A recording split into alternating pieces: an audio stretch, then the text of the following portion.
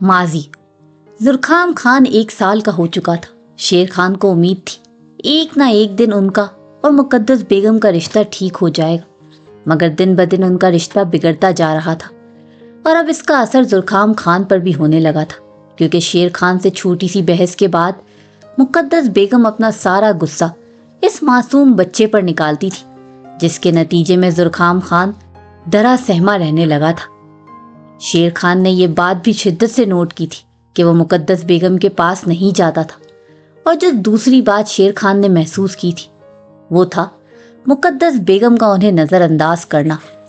रात उनके कमरे में आने के बाद किसी बहाने से कमरे से बाहर चले जाना, या शेर खान के उनके करीब आने पर कोई बहाना बना देना। आज वो जमीनों से जल्दी फारिग होकर हवेली आए तो कुछ देर वली खान और बहादुर खान के पास बैठे, क्योंकि हवेली में बहादुर खान की शादी की बातें चल रही थी। बहादुर खान के लिए हलीमा बेगम ने अपनी कजन का सोचा तो वली खान को भी यह रिश्ता मुनासिब लगा, तो उन्होंने रिश्ता भेज दी। लड़की वालों की तरफ से मुस्बत जवाब मिला तो हवेली में खुशी की लहर दौड़ गई। मगर ये बात मुकद्दस बेगम को जब से पता चली थी वो अंगारों पर लौट रही थी।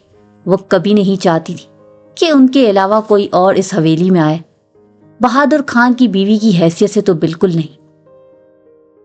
अपने सीने पर सोए जुरखाम खान को बेड पर लिटाते शेर खान ने ड्रेसिंग टेबल के सामने बैठी अपनी बीवी को देखा और अपनी जगह से खड़े होते कदम उनकी जानिब बढ़ाए, जबकि शेर खान को अपनी जानिब आता देख मुकद्दस बेगम ने मुंह बिगाड़ा। नाराज हो मुझसे? किसी बात पर? अनजाने में कोई गलती हो गई है क्या मुझसे? नजरें आईने में नजर आते मुकद्दस बेगम के चेहरे पर टिकाए उनकी पुश्त पर खड़े होते, अपने दोनों हाथ मुकद्दस बेगम के कंधों पर रखते मोहब्बत भरे लहजे में इस्तफसार किया, तो मुकद्दस बेगम ने नखूत से सर झटकते शेर खान के हाथ झटके, जबकि मुकद्दस बेगम के इस कदर हित्तक आमेज रवैये पर शेर खान ने सख्ती से अपने जबड़े भींचे, अपने इश्तियाल पर काबू पाया। कोई मसला है क्या मुकद्दस? कोई बात परेशान कर रही है तो मुझे बताओ। अपने लहजे को हत्युल इम्कान नरम रखने की कोशिश करते संजीदा लहजे में कहा, तो मुकद्दस बेगम ने तंजिया नजरों से शेर खान को देखा। आप है मेरा मसला, आप परेशान कर रहे हैं मुझे, खुदा का वास्ता दूर रहे मुझसे। ब्रश पटकने के अंदाज में टेबल पर रखते झटके से खड़े होते दबे दबे लहजे में चिल्लाकर कहा, तो शेर खान ने हैरत से मुकद्दस बेगम को देखा। होश में तो हो? क्या बकवास कर रही है?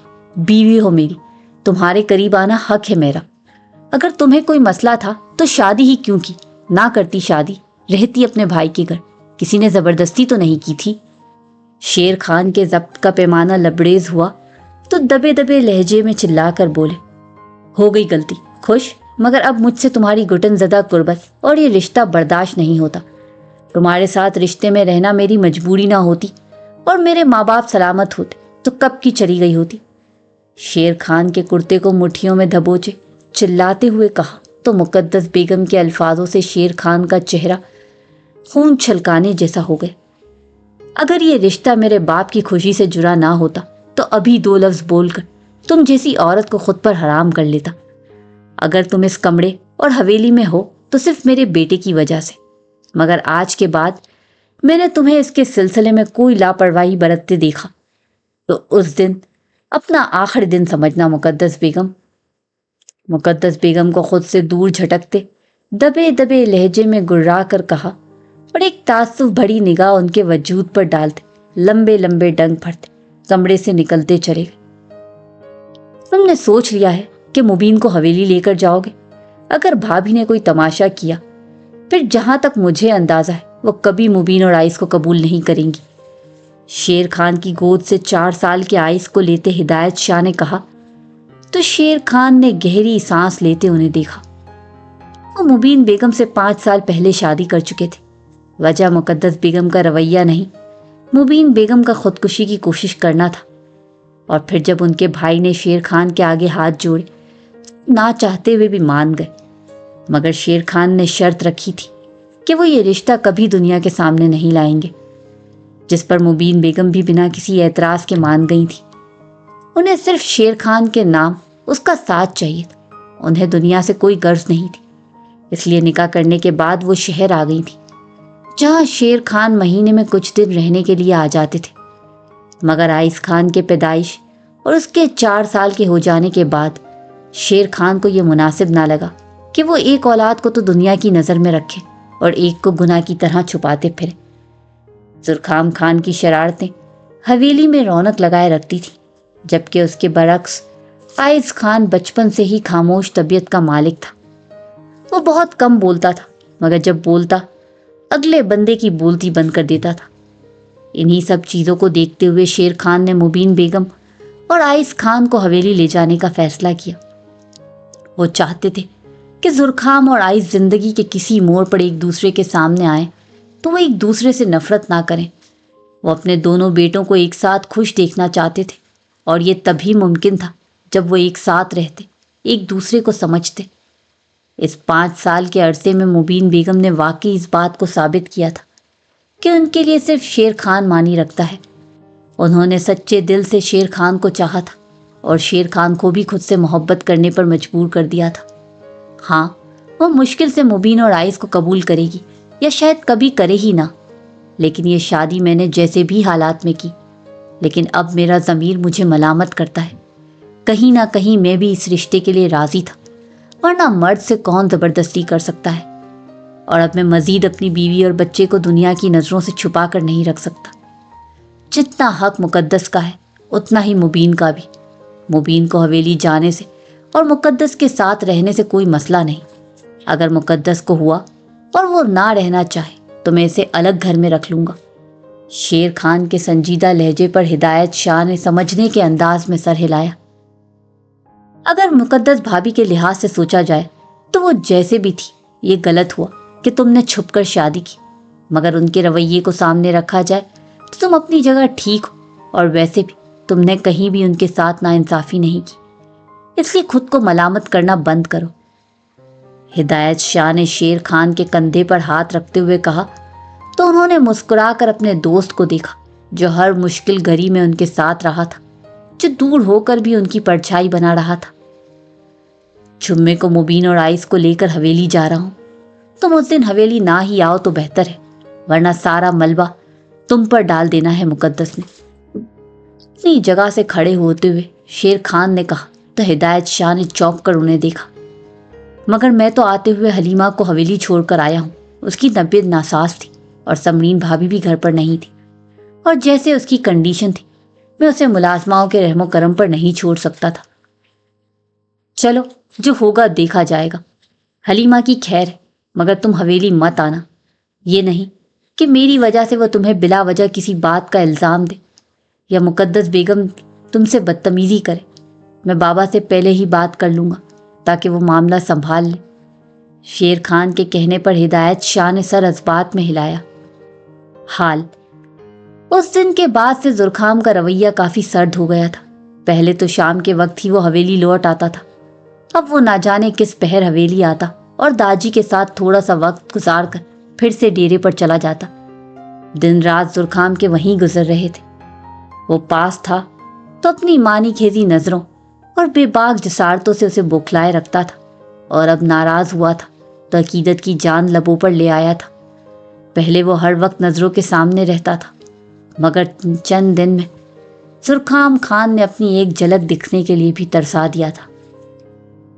زرخام کی بے رخی دیکھ کر عقیدت کو اپنی غلطی کا شدت سے احساس ہوا تھا۔ زرخام خان نے ہاتھ اٹھا کر مردانگی دکھا کر بدلہ نہیں لیا تھا۔ اس نے خود کو عقیدت کی نظروں سے دور کر کے عقیدت کی دکھتی رگ پر وار کیا تھا۔ اپنی غلطی کا احساس بھی تھا، مگر جو زرخام کرنے جا رہا تھا اپنے غصے میں اپنی ہی عزت کو روننے لگا تھا۔ یہ حق کسی شوہر کو نہیں کہ وہ غصے میں اپنی بیوی کی ذات کو روند کر بعد میں اسے اپنی محبت کا نام دے دے۔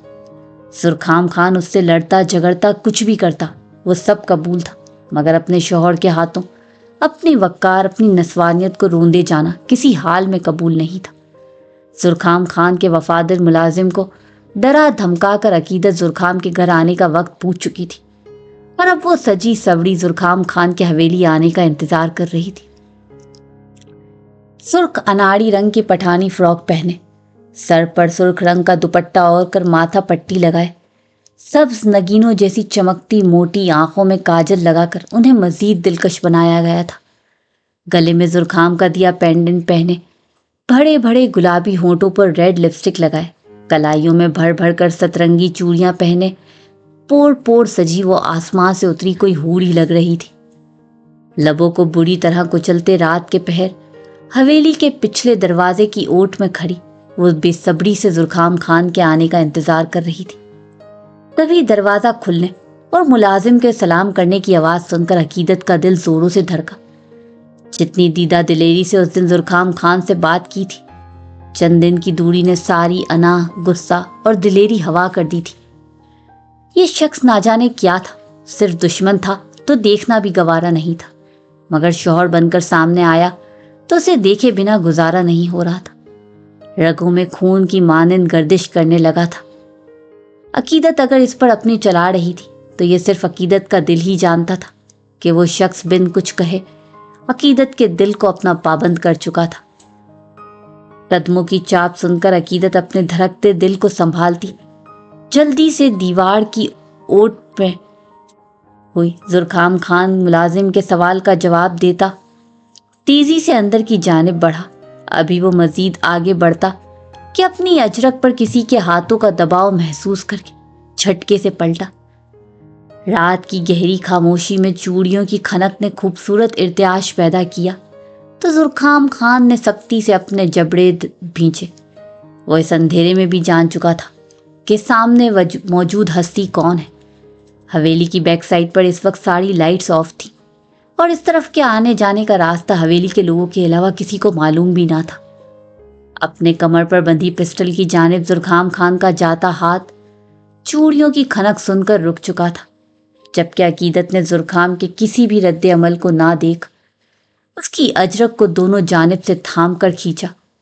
दीवार के करीब से होती दूसरी जानिब आई, जहां आसमान पर चमकते चांद की रोशनी हर सू फैली हुई थी।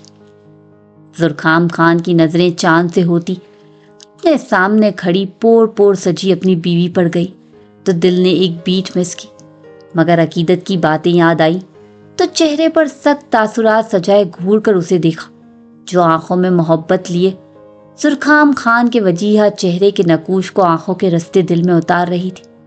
नाराज हो? हाथ अजरक से हरकत करते जुरखाम खान की गर्दन के गिर्द घायल हुए तो जुरखाम ने सर्द नजरों से अकीदत को देखते झटके से उसको खुद से दूर किया। मेरी बात समझ नहीं आई थी क्या? मेरे करीब आई तो जान ले लूंगा। दुपट्टे समेत अकीदत के बालों को मुट्ठी में दबोचे दबे दबे लहजे में गुर्रा कर कहा। जुरखाम खान के इस कदर अजनबी और सर्द रवैये पर अकीदत को अपनी रीढ़ की हड्डी में सनसनाहट होती महसूस हुई। मगर तुमने ये तो बताया नहीं कि तुम्हारे दूर जाने से भी मेरी जान जाएगी। मैं तो ऐसे भी मर रही, तो इससे बेहतर है ना कि तुम्हारे करीब आकर तुम्हारी बाहों में मर जाऊं। जुरखाम खान के कुर्ते को सामने से मुट्ठियों में दबोचते उसको अपनी तरफ झुकाते हुए सरगोशी नुमा आवाज में कहा तो जुरखाम ने सख्ती से झबड़े भींचकर नीली खून छलकाती आंखों से अकीदत को देखते तासुफ से नफी में सर हिलाया। मैं तो तुम्हारे लिए कोई अहमियत नहीं रखता। मुझसे जुड़ा रिश्ता तो गले का तौक है ना, तो फिर इस ड्रामे का मकसद? चाल चल रही हो फिर से? कोई मोहब्बत की मार मारना चाहती हो मुझे? अकीदत जुरखाम खान अपने हाथों की आईनी गिरफ्त में अकीदत की कलाइयां थाम कर पुश्त पर लगाते गुर्राते हुए कहा तो अकीदत ने नम आंखों से जुरखाम खान को देखते बेसाख्ता नफी में सर हिलाया। मोहब्बत की मार तो मैं मर चुकी हूं जुरखाम। I am really sorry. Please मुझसे दूर मत जाओ, ऐसा मत करो। It's hurting me. मैं तुमसे लड़ झगड़ सकती हूँ, लेकिन तुमसे दूर और नाराज नहीं रह सकती। मैंने उस दिन आंटी को सुनाने के लिए वो सब बोला, लेकिन वो सब झूठ था। ऐसा कुछ भी नहीं। नम आंखों में आंसू लिए नम लहजे में कहती वो जुरखाम खान का दिल धड़का चुकी थी। लेकिन जुरखाम खान का इस बार जल्दी मानने का कोई इरादा नहीं था। इन दोनों बहन भाइयों का दिमाग तो बचपन से ही खराब था। दोनों हद से ज्यादा जज्बाती थे और दोनों को खुद से ज्यादा अक्लमंद तो कोई लगता ही नहीं था। और अपनी अक्लमंद बीवी को सेट करने का जुरखाम खान को इससे अच्छा मौका दोबारा नहीं मिल सकता था, क्योंकि इस बार अकीदत जुरखाम खान भी जानती थी कि गलती सरासर उसकी थी इसी लिए तो भीगी बिल्ली बनी, चेहरे पर दुनिया जहां की मासूमियत सजाए। आंखें पटपटाते जुरखाम खान के सुर्ख पड़ते चेहरे को देख रही थी। दौलत के कागजात के साथ इस तौकज़दा रिश्ते से आज़ादी के कागजात भी तुम्हें जल्द मिल जाएंगे, इसलिए बेहतर है कि तुम मुझसे दूर ही रहो। तुम्हारे लिए मैं सारी दुनिया से लड़ने को तैयार था अकीदत शाह। इस बात का इससे बड़ा सबूत क्या होगा कि मैं अपनी माँ के खिलाफ तक चला गया।